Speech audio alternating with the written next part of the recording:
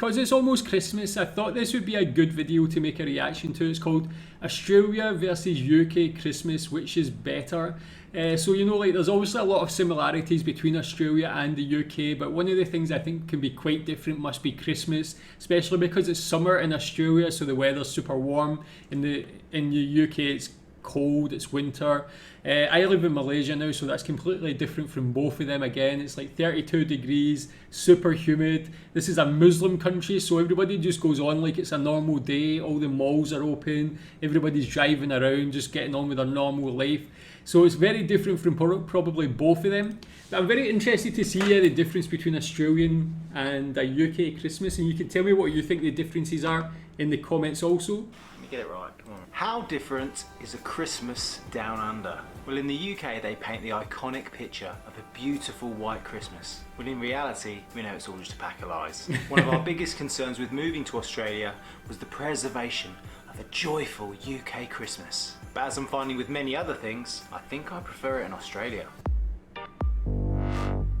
G'day there guys, how's it going? My name's Ross, and last year I moved from the UK to Australia with my family to start a better life. Our channel's all about showing you our new Australian lifestyle with the hope of helping and inspiring you go to follow his channel. Yourself. The first great thing about Christmas in Australia is the weather. Who wouldn't want 30 degrees, beautiful blue sunshine? It genuinely makes you want to be outside. It actually feels a little bit like a shock to the system not being in eternal darkness all the time. In a weird way, it makes you forget all of the Christmas decorations, but it makes you wonder, are they only really there to gloss over the dreariness of that time of year? In the UK, it seemed like our annual rotation was just waiting for those few weeks of summer and then waiting again until it was Christmas. Now in Australia, we can combine the best bits of the year into one massive celebration. The next thing is that the See man, I do actually like the cold weather at Christmas. Maybe that's just because that's the way I've been brought up. I just like how it's very cold outside, it can be snowy, then you go home and it's like nice and cosy. You can go into your nice warm house, watch some Christmas TV. So actually for me, I probably prefer the cold weather, although the rest of the year, that's one of the reasons I live in Malaysia. I just want warm weather. I think for Christmas, I feel more Christmassy with cold weather. Decorations are different. I know you're wondering, how can Christmas decorations be different? It's Christmas. Now I love a traditional Christmas decoration, but I can also understand that you get bored of the same ones every year. Aussie decorations to us are new and they're summery and they showcase a different aspect of Christmas. Well, that's pretty nice actually. Really quite nice. Cards have little koalas with Santa hats on them, and apparently there's a thing called a Christmas bush. No, it's not what you're thinking. Even our wreath on our front door is all summery with Christmas. Now I know it's not the same, but the difference breathes a new life into what is Christmas. Now the next one, you don't really notice it, because we kind of do it all the time anyway. But when you think about Christmas in the UK versus the Christmas in Australia, being outside makes a fantastic difference. The UK weather clearly dictates that Christmas is indoors. And not only can being cooped up all day give you a bit of cabin fever, but it also makes you consider things like, who's going to host? Because it basically depends on how many people you can fit in your house. Not only are Australian houses generally bigger than the ones in the UK, but the fantastic weather means that you can also go outside because it's not freezing and wet. You can swim in your pool, you can go to the beach, you can even go to the park. The space is absolutely limitless. Here you're not hoping that the weather lets up for at least an hour just so you can have an excuse to take the dog around the park without having to get caught in the pissing down of rain, or even if it is raining, just because you want to get outside because the twinkling fairy lights that you keep staring at are giving you a bit of a headache. Or is that the family member that you never really see unless it's Christmas and they're already starting to annoy you? Either way, it's a lot easier to escape when you've got somewhere to go. Yeah man, I guess that's a good point. It would be, like that's the thing with here in Malaysia, like I've celebrated 3 times here. But actually, each of those times we've just stayed at home, we've never actually went outside. I think that's probably more just my normal routine is like, I feel like Christmas is more about being indoors just with your family and stuff like that. Maybe it's because my family in the UK is not huge, but we can fit inside our house. But for me, it does sound quite cool and quite interesting to try like an outdoor Christmas as well. Tell me if that's how you celebrate in Australia yourself. Is it on the beach? Is it in the garden? How do you do it?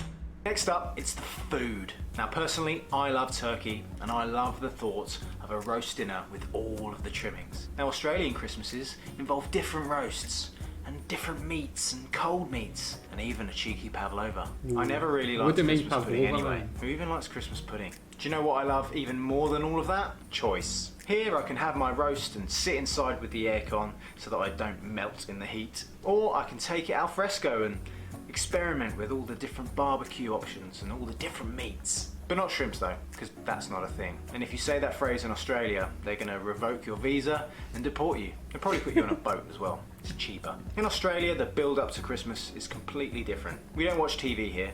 It's rubbish. So we don't get the usual adverts with subliminal messaging, like watching Strictly Come Dancing or I'm a Celebrity. I can't even remember what the Coca-Cola advert is like, or what controversy the John Lewis advert is creating this year. Yes, there's decorations in the shops, but it doesn't all feel commercialised, and that's a good thing. A lot of things in Australia are just free anyway. People continue to do that with the Christmas spirit. Christmas is all about the people. Yeah, tell me about Christmas TV in Australia. He said it's not so good, but like, what's Australian TV like in general? I've noticed in the comments on previous videos that people don't really like Australian TV so much or what, but that is one thing I like about Christmas is we're just watching Christmas movies, Christmas TV shows. Like, I am definitely someone who loves Christmas, especially now I've got a young family. I just love like embracing Christmas for like the whole month of December. People and the friends and the family, not what you've bought for them. Sure, I miss the Christmas decorations and the lead up to Christmas itself, but I wouldn't trade it in for the dark and grey and cold that it's apparently hiding.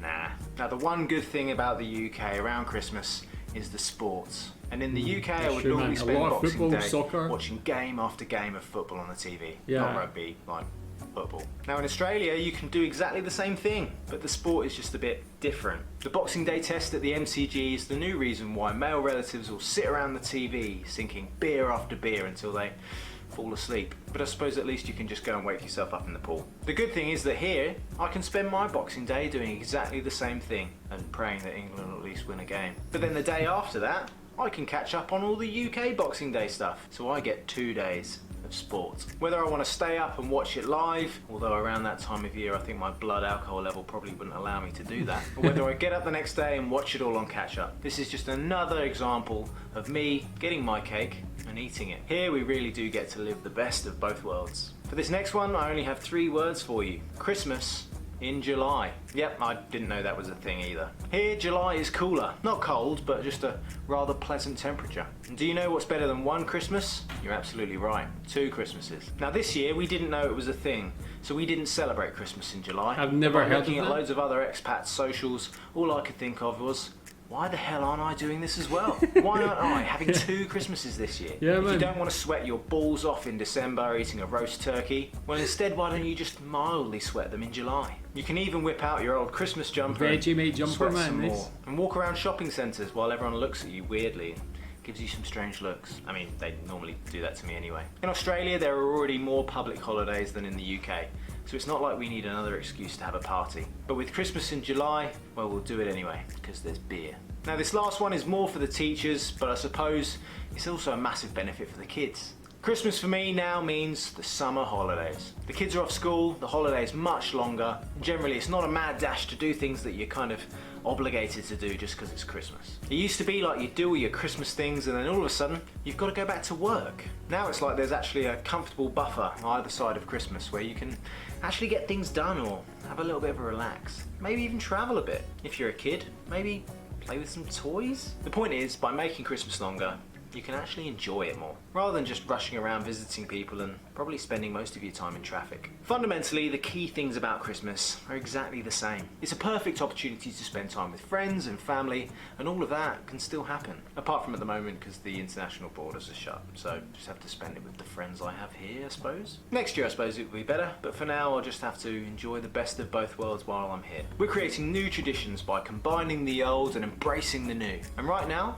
I'm not sure about how I'll feel when the inevitable comes and I go back to the UK to spend Christmas in the freezer. I'll probably just end up being that grumpy person in the pub that sits by the fire and moans that it's cold, nursing a pint of warm beer perhaps. Oh, I'll be so lucky. What do you think about a summery Christmas? Let us know. Yeah, tell me what you think about that. Those last 2 points definitely sound good to me. Like the Christmas in July, I never knew that was a thing, man. Is that something you've celebrated?